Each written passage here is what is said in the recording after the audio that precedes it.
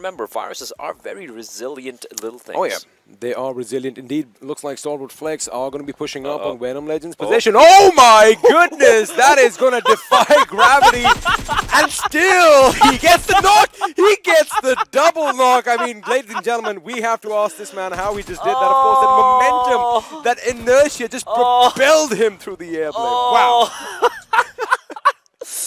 Uzum, you absolute freaking lunatic. What was that?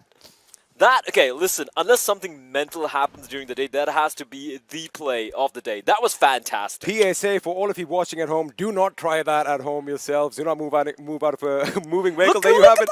Geronimo! He jumps between them. Rafat is totally caught unaware, and Steel Chop was like, wait a second, how did he get there? Finally, Seal making some noise here, play. They were so quiet this entire game, and there you have it, 2 kills, a confirmed kill as Anubis, the Egyptian god of death, will fall, leaving R3D with just 2 members as Edgar and Joker, still very capable, and look at where Magnet is in the middle of all the action. He is going to be stuck to the ground over there, making sure he doesn't make a single noise, but looks like P and crew are going to be going towards him. They saw him. He might want to deploy a couple of grenades here and there because Killer moves in, Killer shoots, and Killer kills. Oh, well, Killer kills indeed. Magnet doing his best not to breathe and not showing his position, but he will be spotted out. His head just being spotted out in that slit over there.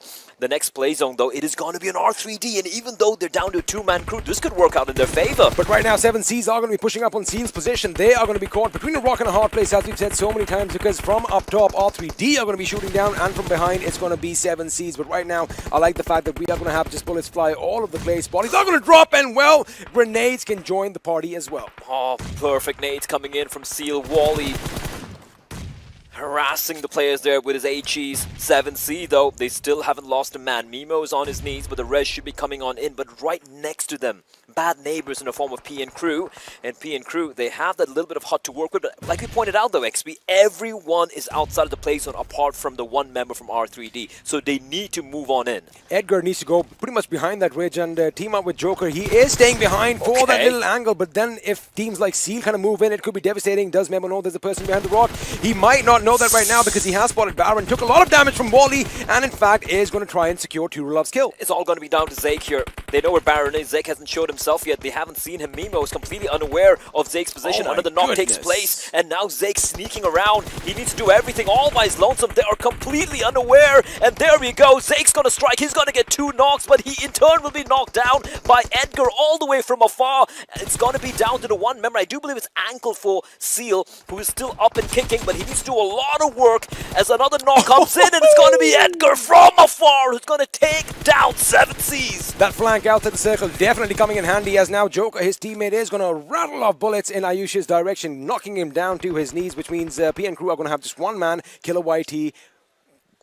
leading the charge. Ooh, 7Cs are out. 4th position, 10 kills. They're out. R3D, they have 2 members standing. P and crew have 1 member standing, 1 on his knees. Ankle, can he get to Baron in time? No, he can't. It is a 1v2v2, and it's anyone's game right now. I do believe R3D could have the upper hand because look at Joker's position. Now the thing is, that tree could be used for cover as well. If Killer YT decides to go a bit to the left alongside the right of our screens right now and get up high, well, as I say that is not going to be possible because Ankle put him in the ground. They know exactly where Ankle is as well. Seal, the 1v2.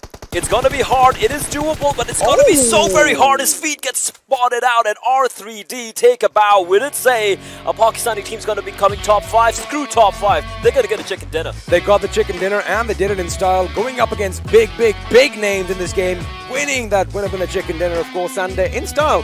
I do believe they have 14 kills to their names, which means that the aggression was definitely amped up. And Blay, let me just tell you one thing.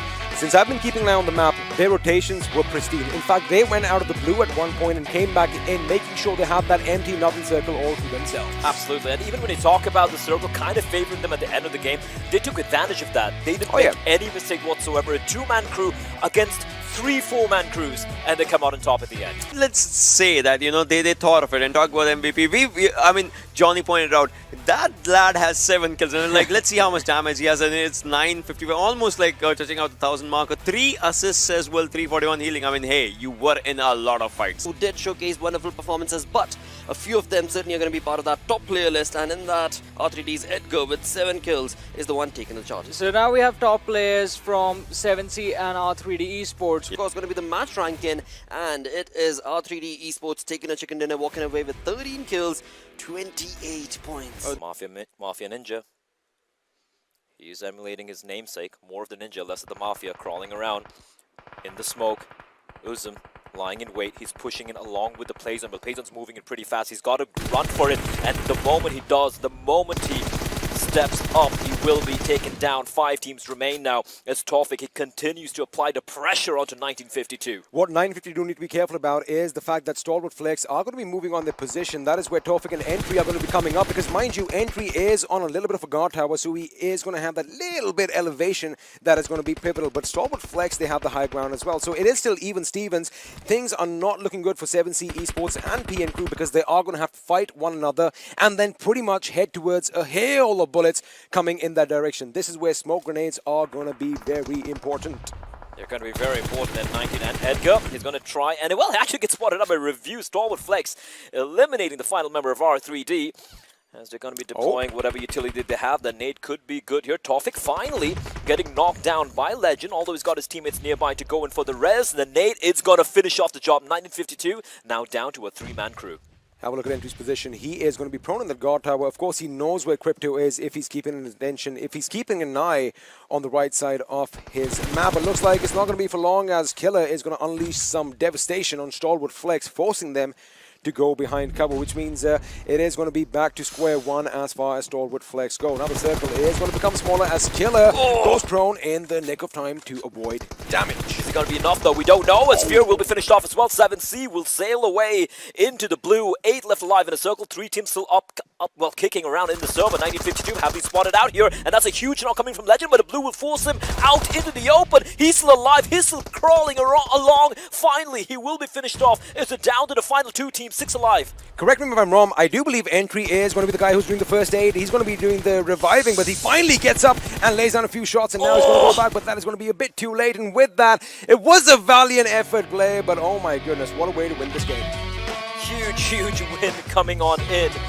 Oh man, that got hectic at the end over there, but StalwartFlex, finally, they dig themselves out from the bottom of the table, and they're going to chicken dinner. You just said it before this game that, you know, we want to see that aggression coming in, because they have been at the top half, and pretty much at the top all throughout this PMPL, and there you have it right now with Sanhok getting the job done. As well, but StalwartFlex, you know, just enjoying themselves. So talk about Pakistan teams right now.